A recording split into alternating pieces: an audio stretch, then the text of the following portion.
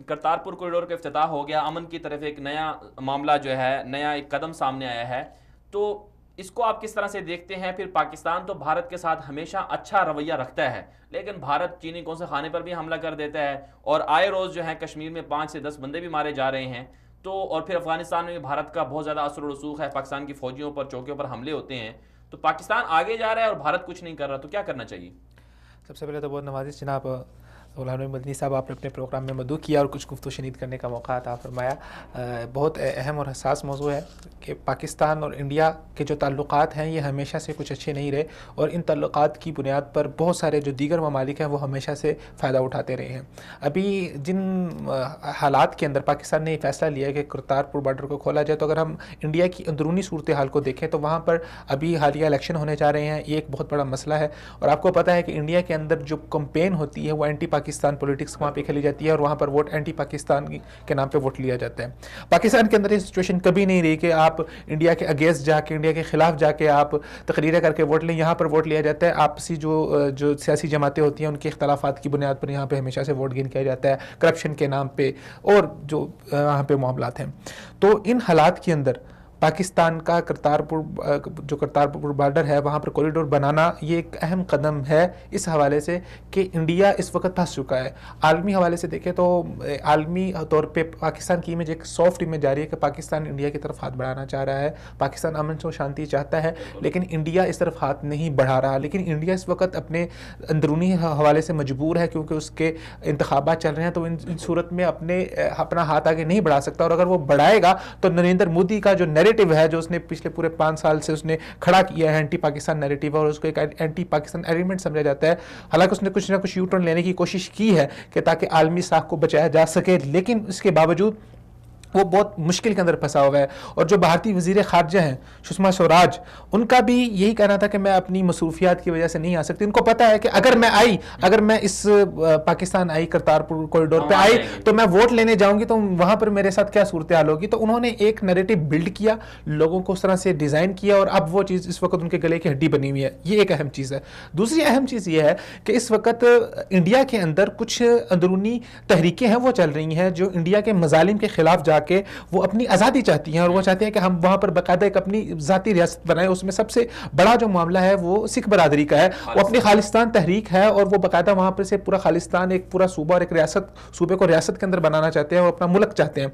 तो इस मामले के अंदर पाकिस्तान का उनके साथ आगे बढ़ना, उनके साथ हमदर्दी दिखाना, ये भी इंडिया के लिए एक तशवीश, पाकिस्तान की कामयाबी है, ये सफारती कामयाबी है। ये सब चीज़ें हैं, ये हमने जो इसके पॉजिटिव साइड से जो मुस्बत पहलू थे वो हमने सामने रख दिए, लेकिन इसके साथ साथ इसके बहुत सारे नेगेटिव पहलू भी हैं। नेगेटिव पहलू ये हैं कि आप एक कॉरिडोर बना रहे हैं, अगरचे अभी उसकी सही तरह से क्या सूरत होगी वो वाज़ेह नहीं हो पा रही, लेकिन अगर कॉरिडोर जिस तरह सुनने में आ रहा है कि वो एक मखसूस अंदाज का कॉरिडोर होगा, जिसमें आप एक तरफ से दाखिल होंगे, दूसरी तरफ से चले जाएंगे, आपको आगे पाकिस्तान में उस तरह एक्सेस नहीं होगी जिस तरह आमतौर पर होती है। और अगर आप आगे एक्सेस करना चाहते हैं तो आपको वहाँ पर बाकायदा वीज़ा लेना पड़ेगा। तो इतने मामलात को इतने हसासियत के साथ हैंडल करना ये एक बहुत बड़ा मसला है। हो सकता है कि वहाँ पे सिखों की सूरतों में जासूस भी आ सकते हैं, और भी बहुत सारे मामलात हैं। हर मुल्क के एक अपने ज़ाती मफादात होते हैं, उन मफादात के खिलाफ दूसरे मुल्क जाते हैं, और पाकिस्तान इंडिया की तो बहुत ज़्यादा जंग भी है इस हवाले से।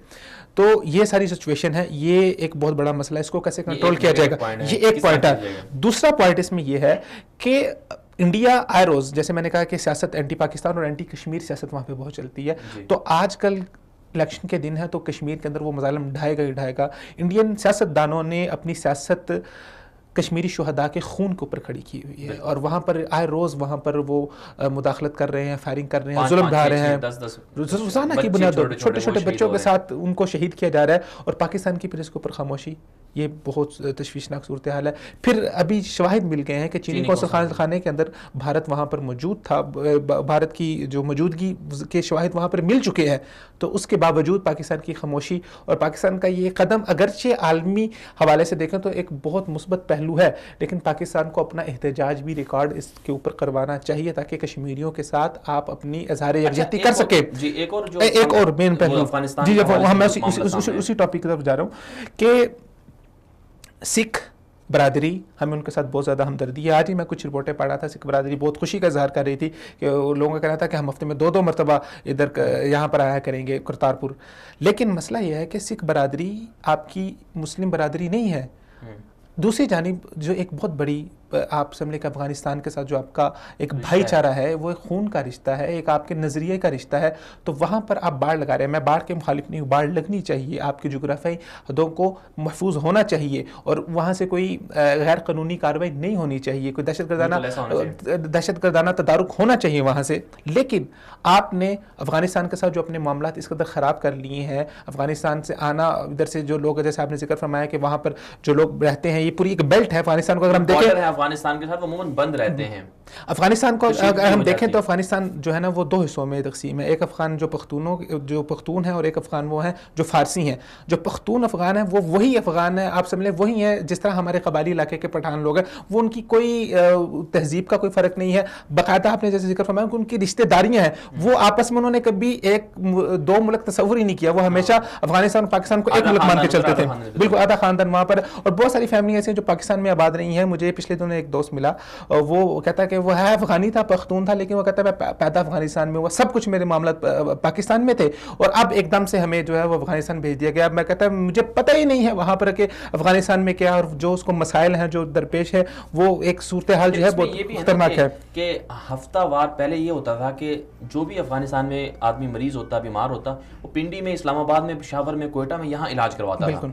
और अब इंडिया ने अफगानिस्तान में इतना असर रसूख बढ़ा लिया है कि अब हर अफगानी को भारत कोशिश करता है कि अपनी तरफ खींचे और उनको वीज़ा एक्सेस दे। फिर तिजारत के हवाले से पाकिस्तानी चीज़ें इंडिया में जाती थी। तो अब बुनियादी तौर पर लोग ये सवाल कर रहे हैं, जो कबायली अवाम हैं और वहाँ के कुछ मुबसरीन और तजज़ियाकार भी ये कह रहे हैं कि जब इधर कॉरिडोर बन सकता है, भारत के साथ हाथ बढ़ाया जा सकता है, तो अफगानिस्तान के साथ भी कुछ नरमी होनी चाहिए बॉर्डर के मामले में। संजीदगी से उसको देखना चाहिए। मेरे ख्याल से वो लोग जिनकी बाकायदा रिश्तेदारी है, उनके लिए पाकिस्तान को एक स्पेशल कार्ड इशू करना चाहिए, जिनको वीज़ा लगवाने की ज़रूरत ना हो, वो किसी वक्त भी आने जाने की एक्सेस रख सके। इसमें अफगानिस्तान हुकूमत को भी आगे आना चाहिए और पाकिस्तान हुकूमत को भी आगे आना चाहिए। और वो लोग जो अरसा दराज से इधर रह रहे हैं, उनके लिए कुछ खास इकदाम करने चाहिए, कि कुछ खास कार्ड इशू करने चाहिए, ताकि वो लोग, उनकी जो है ना वो दिल आज़ारी ना हो। ऐसे कदम लाजमी होना चाहिए। और ये जैसे आपने फरमाया कि कॉरिडोर का क्या मतलब है कि उनको एक्सेस होनी चाहिए आने जाने की। जो बॉर्डर के ऊपर वायर लग रही है बहुत अच्छी है, लेकिन बॉर्डर खुला रहना चाहिए, उनके लिए खास एक्सेस होनी चाहिए, वो आएँ और अपने मामलात को बआसानी वहाँ से कर सके। लेकिन एक इशू यहाँ पर जो मुझे नज़र आ रहा है कि पाकिस्तान की खालिस्तान की जानिब जो तहरीक है, उसकी जानिब इतना रुख क्यों हो रहा है कि जैसे आपने फरमाया कि अफगानिस्तान के अंदर रहने वाले लोगों को अब ज़्यादा एक्सेस इंडिया में मिल रही है। वो पहले पिंडी में इलाज करवाते थे, अब वो इंडिया में जाते हैं।